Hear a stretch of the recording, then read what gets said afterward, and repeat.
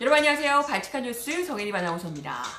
황교안 자유한국당 대표가 김학의 성폭행 건을 이미 알고 있었다고 폭로한 박영선 후보를 향해서 자유한국당 연일 정신감정이 필요한 환자 수준이다라는 등 원색적인 비난을 이어가고 있습니다. 심지어 박 후보 등이 이 해당 영상을 본 것이 2차 가해라는 주장까지 하고 있다는데요. 어머나! 1차 가해자인 성폭행범은 덮어주는 그런 분들이 2차 가해를 걱정하셨어요? 와, 아주 놀랍습니다. 그게 범죄인 줄은 알아서 그나마 다행이네요. 오늘 발칙한 뉴스 이 이야기로 시작해봅니다.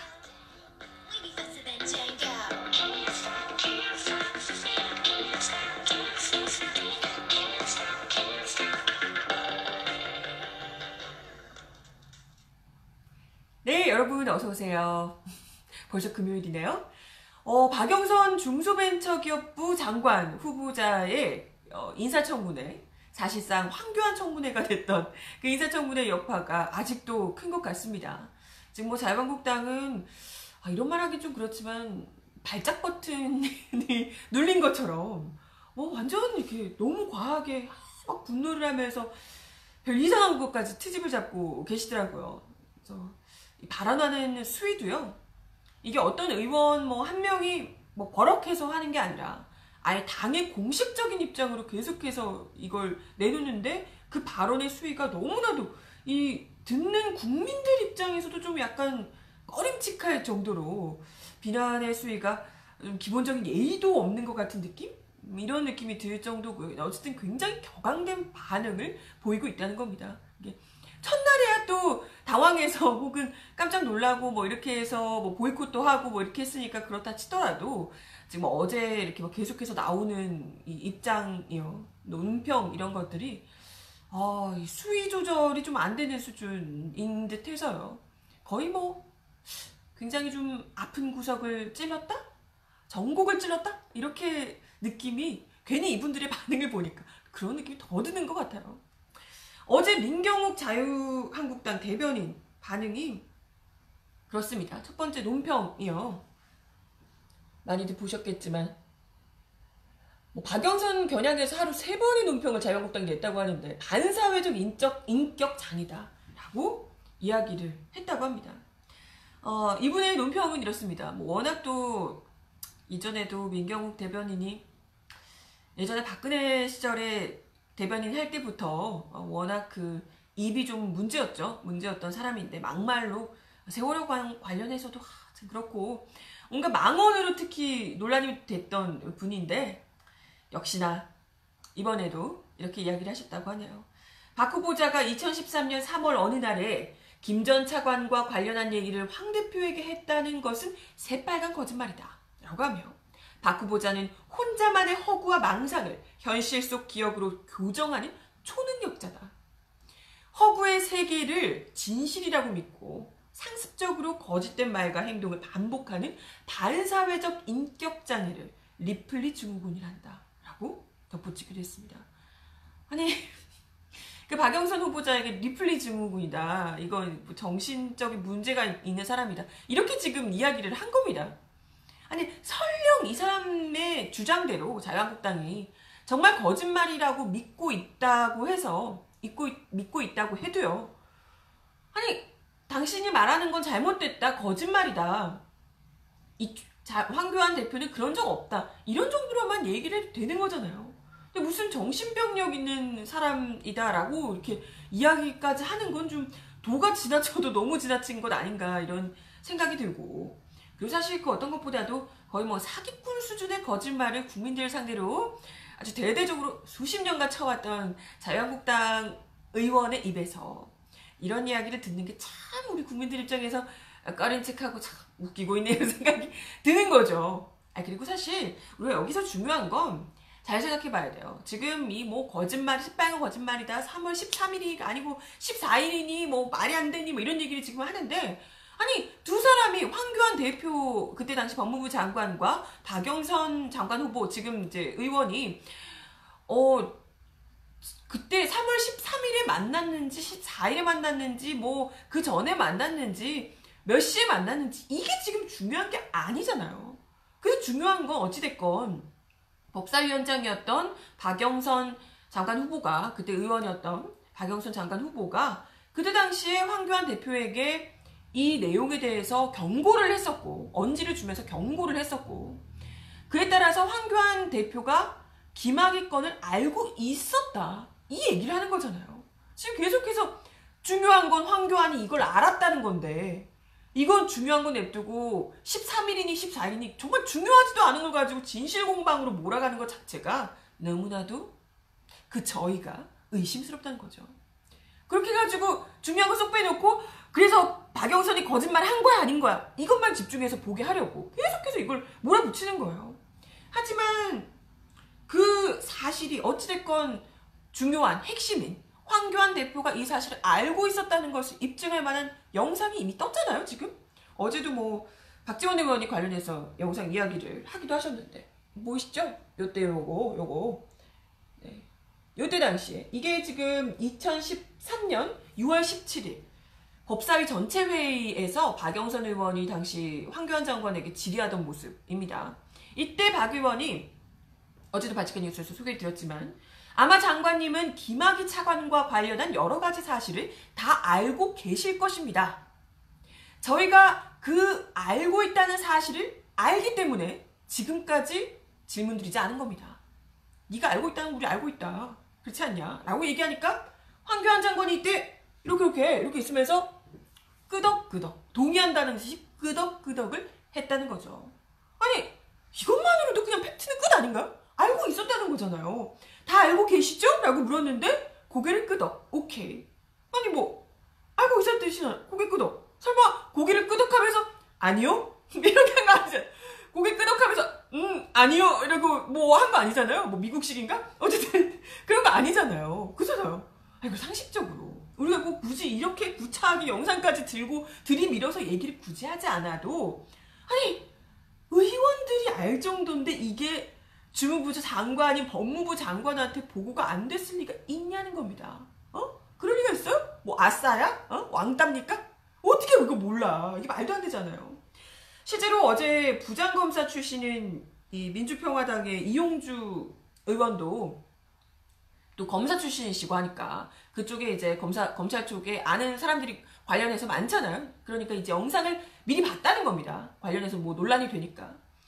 그래서 본인도 봤는데 황교안 장관이 이걸 절대 몰랐을 리가 없다라고 이용주 의원 역시도 이야기를 했습니다. 일단 경찰 측에서 3월 5일에 청와대 가서 김학의 사건을 얘기했다고 말하고 있고, 3월 13일에 차관 내정일이었는데 이 며칠 사이 공간이 있잖아요. 이 차이가 있잖아요. 이 시간이 있잖아요.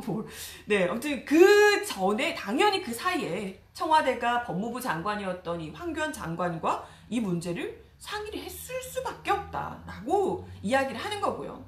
그리고 이 이용주 의원의 얘기에 따르면 사실 김학의가 법무부 차관 이전에 원래는 박근혜 정부에서 검찰총장을 시키려고 밀었던 사람이라는 거죠. 근데 웃기게도 검찰총장 인사추천위원회에서 정말 예외적으로 내부 투표 절차를 거쳐서 탈락이 됐대요. 검찰 내부에서도 이 사람 안 된다라고 생각했다는 거잖아요. 그죠? 근데 이 사람을, 그 검찰총장을 밀었는데 내부적으로 투표해서 떨어뜨린 이 사람을 무려 법무부 차관으로 데리고 오려고 했다는 건 참, 박근혜 정권이 정말 의지를 가지고 김학의를 어떻게든지 끌어들여서 대단한 자리에 앉혀주겠다는 강력한 의지를 정말 가지고 있었더라라고 볼 수밖에 없고요. 그렇기 때문에 더더욱이 청와대가 법무부 장관이랑 인사협의를 할 수밖에 없었을 것이다 라고 이용주 의원은 얘기를 하고 있습니다. 그러니까 뭐 사실요, 아니 애초에 우리가 이걸 가지고, 이 문제를 가지고 황교안 대표가, 그때 당시 법무부 장관이었던 황교안 대표가 정말 몰랐을까요? 알았을까요? 이걸 물어보는 것 자체가 너무 무의미하지 않나요? 아니 당연히 알겠죠. 아니 김학의에 대한 검찰 수사가 벌어질 때 무려 주무부처 장관의 사람인데 이걸 모른다고 생각하는 것 자체가, 이건 너무 정말 황교안 당시 법무부 장관이 아싸거나, 아싸도 심한 아싸, 아예 그냥 무능력하고 그 누구도 그 안에서 이 사람에게 역할을 주지 않는 그런 왕따가 아니고서야 정말 이건 있을 수가 없는 일이라는 겁니다. 그럼에도 불구하고 아직까지도 여전히 계속해서 기억을 못한다고만 일관하는 황교안 대표며 그걸 또 철석같이 믿고 뭐 믿어서 그런지 아니면 뭐 모르겠지만 문제 제기를 하는 야당 의원에게 이 반사회적 인격장애 운운하면서 아주 천박하게 짝이 없는 비난을 하고 있는 이 자유한국당이나 정말 손바닥으로 하늘을 가리겠다고 용을 쓰신다. 뭐 이런 생각이 들어요. 그죠? 아니 근데 이 논평도 논평이지만 더 어이없는 논평도 있습니다. 그 이후에 또 나온 뭐 자유한국당이 3번의 논평을 했다고 하잖아요. 지금 용을 쓴다 이 생각이 드는데 그 민경욱 논평이 나오고 난 다음에 이만희 자유한국당 원내대변인도 추가로 논평을 냈거든요. 근데 뭐라고 한 줄 아세요? 박영선 후보자는 김학의 CD를 봤다면서 질문한 송갑석 민주당 의원과 웃음을 주고받았다. 피해 여성은 아직도 치를 떨고 있다는데 불법 촬영물을 공유해가며 돌려본 것도 모자라서 국회에서 이를 우스개 삼아 발언하다니 제정신인가? 수사자료를 입수한 과정과 돌려본 경위 등 모든 사항에 대한 철저한 수사가 필요하다며 박 후보자는 사죄하고 즉각 후보직에서 사퇴해야 한다라고 강조를 했습니다. 그러니까 여기서 지금 얘기하는 건 뭐냐면요. 박영선 후보자가 불법 동영상을 돌려보면서 시시덕거리며 2차 가해를 했다는 거예요. 누가 이걸 불법 동영상을 유포했는지 이걸 밝혀내라. 지금 이걸 어떤 한 사람이 얘기한 게 아니고 자유한국당에서 자유한국당에서 직접 공식적인 논평을 통해 얘기한 겁니다. 불법 동영상 누가 유포했냐? 불법 동영상 돌려본 너 박영선 후보가 문제다. 이렇게 얘기하는 거예요. 진짜 와 정말 이런 상상력 이런 생각 대체 어떻게 할 수 있는 걸까요? 난 굉장히 그 창의성에 점수를 줘야 된다고 봐. 진짜 뭐야 그러니까 지금 불법 동영상 돌려보면서 2차 가해를 한 거라고 박영선 후보가 이 동영상을 보면서 즐겁게 뭐 재밌다고 보면서 시시덕거렸다 이런 얘기를 지금 하고 싶은 거예요? 와 나 진짜 소름 돋을 뻔. 아니 그래 뭐 그 불법 동영상 물론 이거는 지금 한참 핫하기도 하고 굉장히 이제 중요한 문제이기도 합니다. 만약에 정말 이 영상을 누군가가 일반 개인이요 이걸 입수해서 뭐 시시덕거리면서 너도 한번 봐봐 하면서 돌려봤으면 그게 진짜 문제죠. 근데 이건요 박영선 당시 법무부 장관 아니 법사위원장이잖아요. 법사위원장인 사람이 그것도 법무부 차관 자리 내정된 사람이 저지른 성범죄와 관련해서 제기된 의혹과 관련한 뭐라고 그러죠? 증거 자료입니다. 이에 대해서 이걸 살펴보면서 이게 진짜 문제가 있는 것인지를 확인한 거죠. 왜냐하면 국회의원은 그 법무부 장관이건 차관이건 이런 자리에 고위공직자로 올라오는 사람이 그 자격이 있는지 이걸 검증해야 되는 사람이잖아요. 그런 위치에 있는 사람이니까. 이거 당연한 거잖아요. 근데 이걸 무슨 즐겁게 막 시시덕거리면서 보면서 막 그렇게 했다고 피해자에게 2차 가해를 했다고 이런 얘기를 하는 게 완전 황당한 거죠. 뭐라는 거야 지금. 그리고 사실 자유한국당이 여기서 이 타이밍에 지금 그것도 심지어 다른 것도 아니고 김학의 건을 두고 2차 가해 얘기하는 게 정말 가짜지 않나요? 너무 웃겨요 진짜. 아니 1차 가해를 저지른 성폭행범은 덮어주면서 아니 1차 가해보다 2차 가해가 더 나쁘다. 이것도 뭐 2차 가해도 아니지만 그건 뭐야 대체. 그 와중에 뭐 불법 촬영물 유포가 나쁜 거라는 걸 알긴 알았나 봐요. 자유한국당이. 놀라운데? 그걸 알긴 알았나 봐. 왜 그때 뭐 예전에 뭐 본회의장에서 누드 사진 이런 거 검색하고 이러시는 분들이 많이 발전했네? 많이 발전했다고 우리가 칭찬을 해줘야 되나?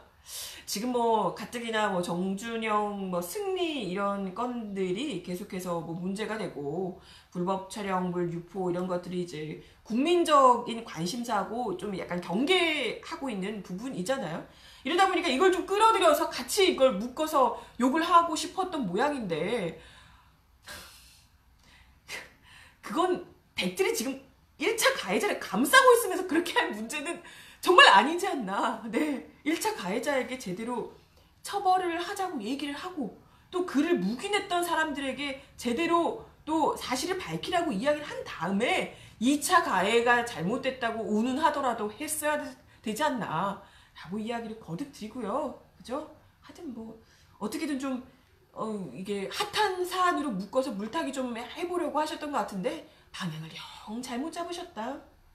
이런 생각이 듭니다.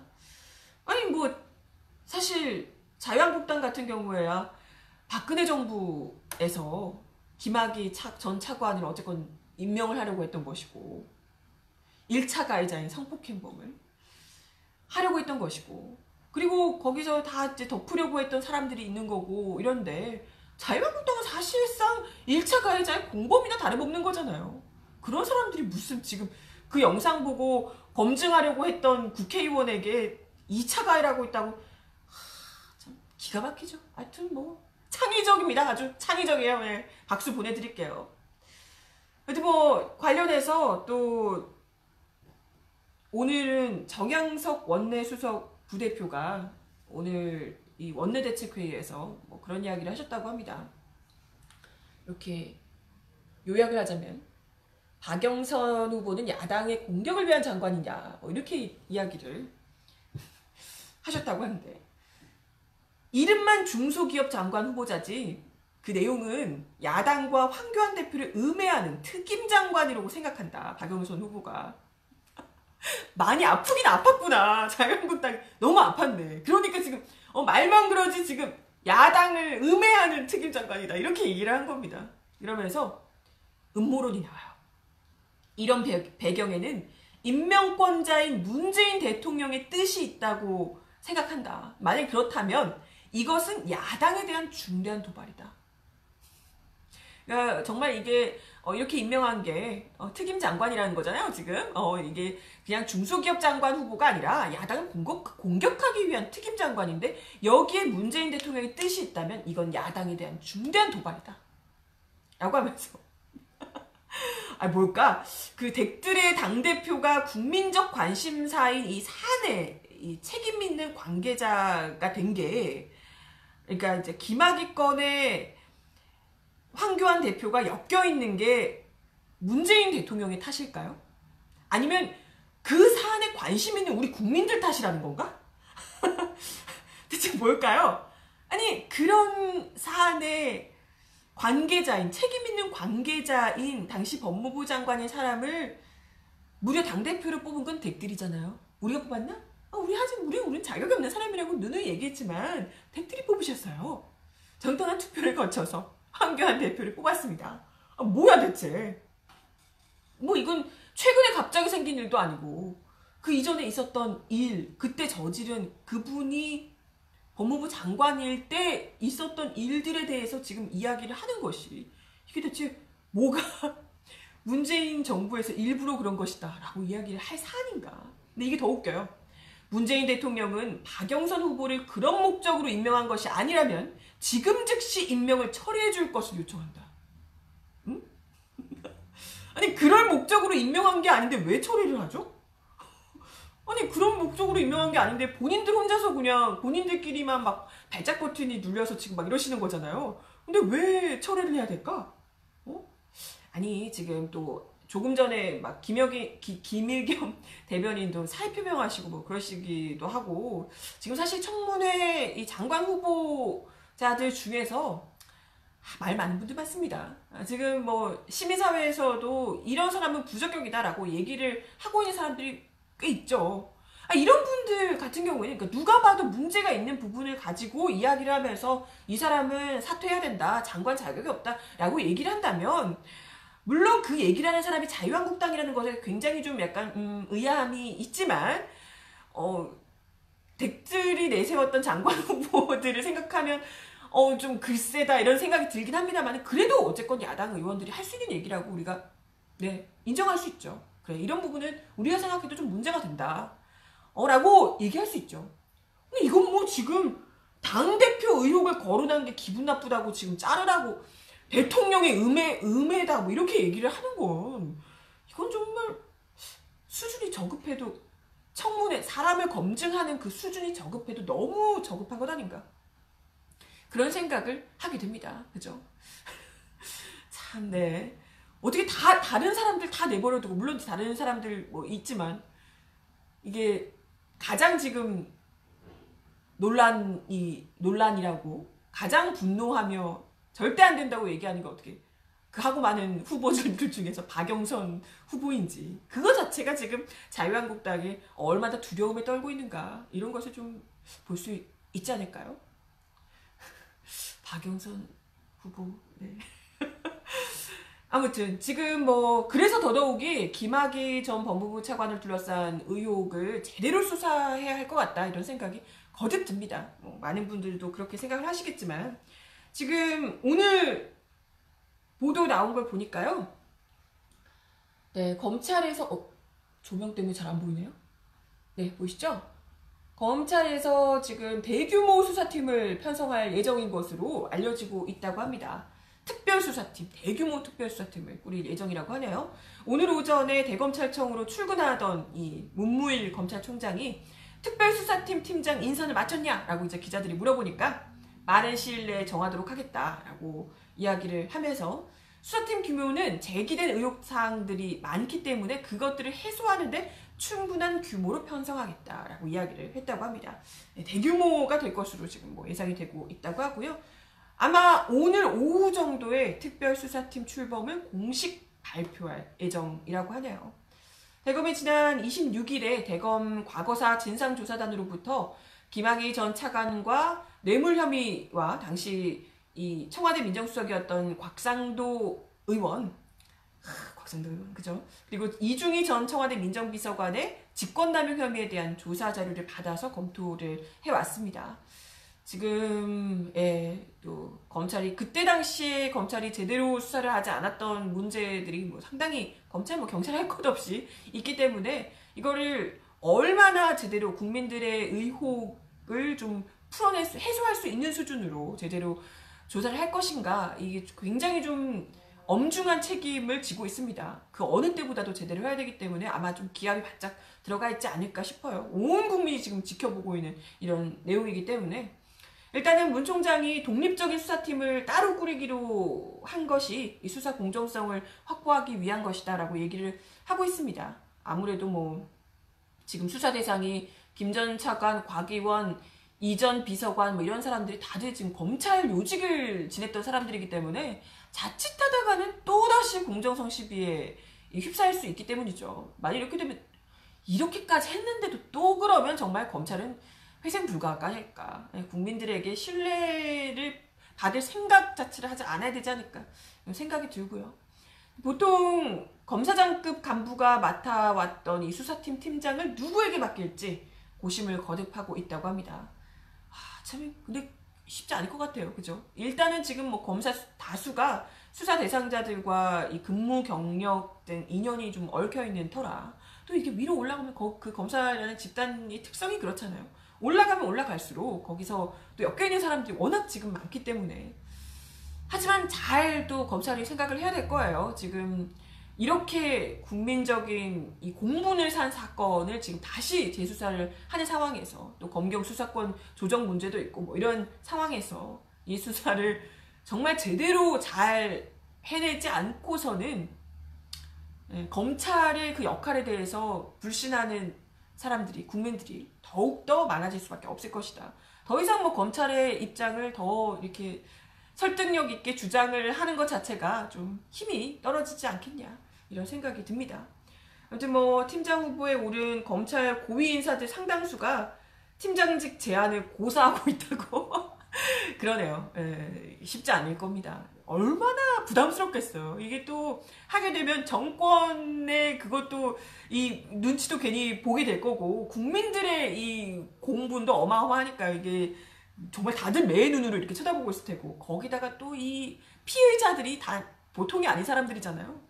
계속해서 피의자들이 또 엄청 이 다방면으로 압박을 해올 테고 온갖 압박에 시달릴 텐데 부디 오늘 오후에 발표될 이 팀장이 어떤 사람이 될지 모르겠지만 네 그래도 우리가 어떻게 될지 모르겠지만 응원을 잘 해주자고요. 그래도 잘 하시라고 책임감을 가지고 한치의 의혹도 남김없이 수사를 잘 해주시라고 열심히 일단은 욕 너무 선 욕을 하시면 안 되고요. 일단 잘 응원의 이 박수를 보내주고 하는 과정을 지켜보면서 계속해서 매 눈으로 지켜보면 좋을 것 같습니다. 아무튼 그러고요. 오늘 바티칸 뉴스 제가 준비했던 내용은 여기까지였습니다. 하나 공지 말씀을 드리면요. 지금 바티칸 뉴스를 페이스북으로 매일 12시 30분부터 생중계를 하고 있는데요. 생방송을 보내드리고 있는데 저희가 다음 주, 4월이 되는 다음 주부터는 유튜브로 생방송을 옮기기로 했습니다. 그래서 제가 페이스북에는 이제 뭐 주소로 이렇게 공유를 할 텐데요. 유튜브에서 보고 싶다고 하셨던 분들이 또 많으셔서 네, 유튜브 생방송도 많이 지켜봐 주시면 감사할 것 같습니다. 페이스북에서 댓글 다시던 분들 좀 아쉽으시겠지만 유튜브로 또 많이 놀러와 주시면 감사하겠습니다. 바티칸 뉴스 오늘 여기까지고요. 다음 주 월요일에 유튜브 생방송으로 찾아뵙도록 하겠습니다. 주말 잘들 보내시고 감기 조심하시고요. 저는 월요일에 다시 만날게요. 안녕.